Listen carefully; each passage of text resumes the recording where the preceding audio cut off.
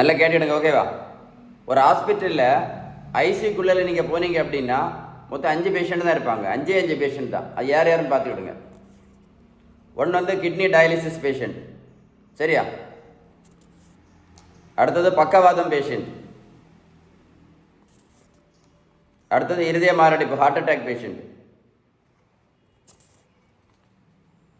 அடுத்தது கண் குருடு, கண்ணுக்கு ஆப்ரேஷன் பண்ணியிருப்பாங்க, பார்த்துருப்பீங்களே, கண் ஆப்ரேஷன் பண்ணக்கூடிய பேஷண்ட், கண்ணு குருடு, கண் பார்வை பிரச்சனைகள். அடுத்தது என்னது படிச்சு பாருங்க, என்ன எழுதியிருக்கேன்?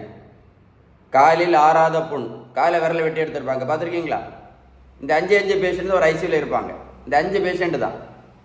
இந்த 5 நோய்க்கும் காரணம் என்ன தெரியுமா? இந்த 5 நோய்க்கு காரணம் என்ன தெரியுமா? சுகரும் ப்ரெஷரும் மட்டும்தான்.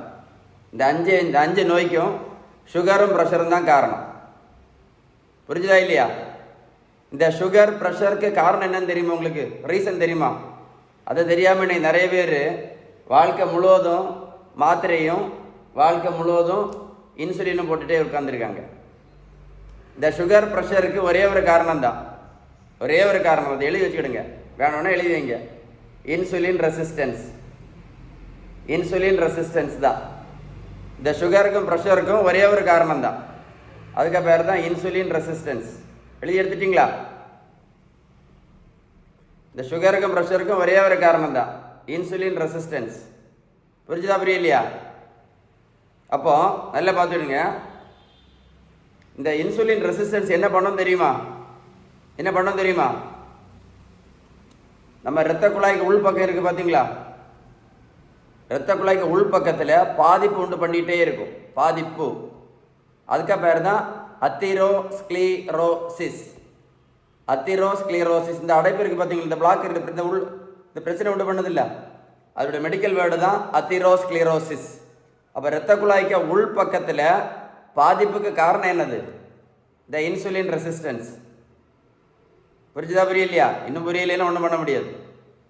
இந்த இன்சுலின் ரெசிஸ்டன்ஸ் தான் இரத்த குழாய்க்கு உள் பக்கத்தில் பாதிப்பு உண்டு பண்ணிக்கிட்டே இருக்கும். அப்போ மூளைக்குள்ளே இரத்த குழாய்க்குள்ள பாதிப்பு பண்ணுச்சுன்னா என்ன வரும்? பக்கவாதம் வரும்.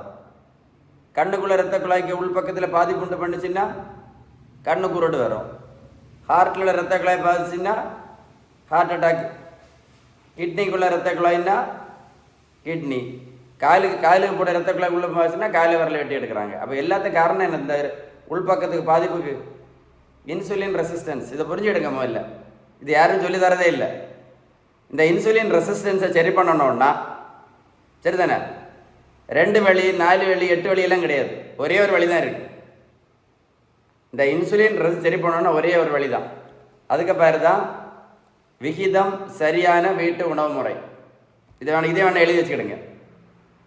விகிதம் சரியான வீட்டு உணவு முறை நீங்கள் ஃபாலோ பண்ணால் மட்டும்தான் இந்த இன்சுலின் ரெசிஸ்டன்ஸ் சரியாகும். அதுக்கு இங்கிலீஷ் வேர்டு என்ன அப்படின்னா balanced diet.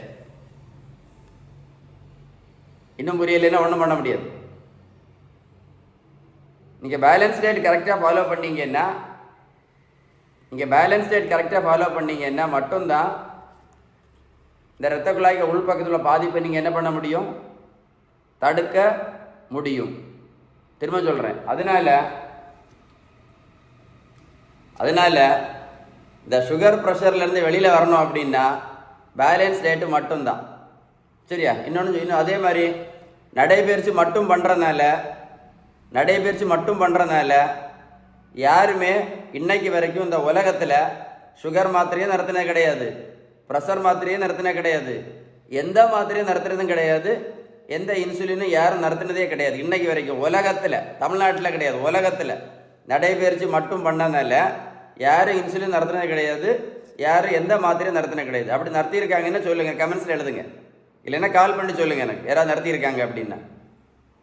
So balance diet தான். அதே மாதிரி தான் மாத்திரையும் இன்சுலினும் மட்டும் போட்டதுனால